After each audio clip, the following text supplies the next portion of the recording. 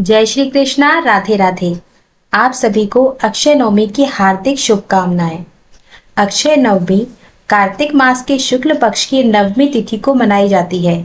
इस दिन भगवान विष्णु की विधि विधान से पूजा की जाती है। इसे आंवला नवमी के नाम से भी जाना जाता है।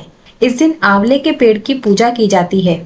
हल्दी, कुमकुम, घी का दीपक जलाकर पूजा करें। कच्चा सूत या मौली लपेटकर पेड़ की जड़ में कच्चा दूध अर्पित करके आंवले के पेड़ की विधिवत पूजा की जाती है।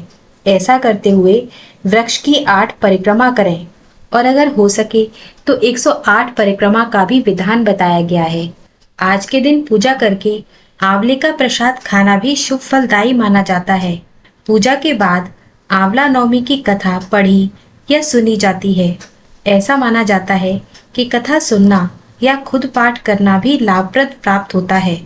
अक्षय नवमी को लेकर ऐसी मान्यता है कि अक्षय नवमी के दिन किए जाने वाले पुण्य कार्य का अक्षय फल सभी को प्राप्त होता है और आपको माता लक्ष्मी की कृपा भी प्राप्त होती है। साथ ही आपको सुख, संपत्ति और आरोग्यता की प्राप्ति भी होती है। इस दिन किए जाने वाला जप, तप और दान आपको सभी पापों से मुक्ति दिलाने वाला है। अक्षय नवमी के दिन आंवले के पेड़ में भगवान विष्णु के साथ ही भगवान भोलेनाथ का भी वास होता है। इसलिए इस दिन आंवले का दान और सेवन जरूर करना चाहिए। इस दिन परिवार समेत आंवले के वृक्ष के नीचे बैठकर भोजन करने से आपके घर में खुशहाली आती है। इस साल अक्षय नवमी की पूजा 10 नवंबर रविवार के दिन की जाएगी।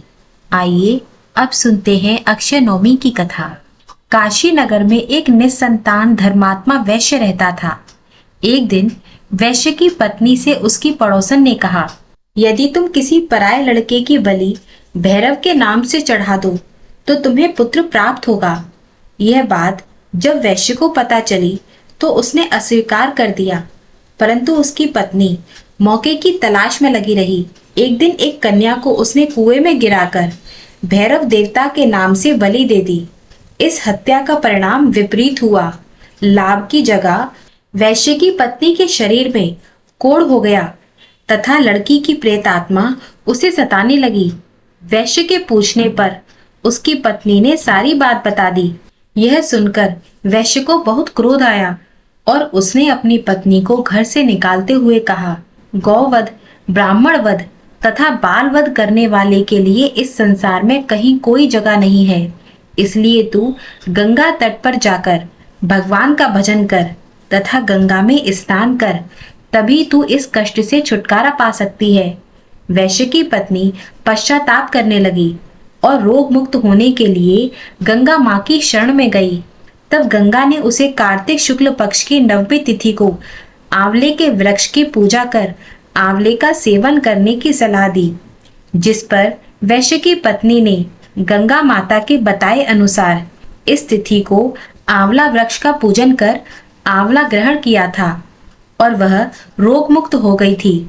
इस व्रत व पूजन के प्रभाव से कुछ दिनों के बाद उसे संतान की प्राप्ति भी हुई। तभी से हिंदुओं में इस व्रत को करने का प्रचलन बढ़ा। तब से लेकर आज तक यह परंपरा चली आ रही है। एक और प्रचलित कथा के अनुसार एक बार माँ लक्ष्मी पृथ्वी की परिक्रमा करने के लिए आई तो उनकी इच्छा हुई कि भगवान शंकर और भगवान विष्णु की पूजा एक साथ की जाए। विष्णु जी को तुलसी अति प्रिय है। वह भगवान शंकर को बेलपत्र, इन दोनों वृक्षों के सभी गुण आंवले के वृक्ष में मौजूद हैं। अतः देवी लक्ष्मी ने आंवले के वृक्ष की पूजा की ताकि दोनों भगवान प्रसन्न हो जाएं। जिस दिन यह पूजा की गई वह दिन कार्तिक की नवमी तिथि थी। तभी से हर वर्ष कार्तिक की नवमी को ये पर्व मनाया जाता है।